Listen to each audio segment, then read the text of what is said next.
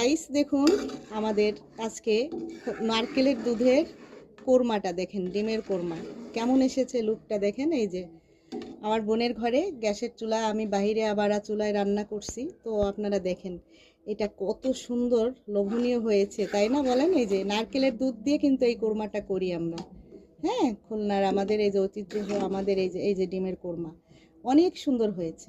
মানুষ বেশি বলে আরো ঝোল কমায় রাখি, কিন্তু সবাই এই মিষ্টি এটা খাবে।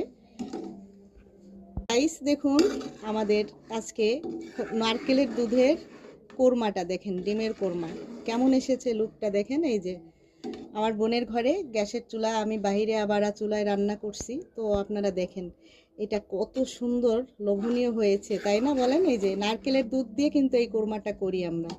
হ্যাঁ, খুলনার আমাদের এই যে ঐতিহ্য, আমাদের এই যে ডিমের কোরমা অনেক সুন্দর হয়েছে। মানুষ বেশি বলে আরো ঝোল কমায় রাখি, কিন্তু সবাই এই মিষ্টি এটা খাবে।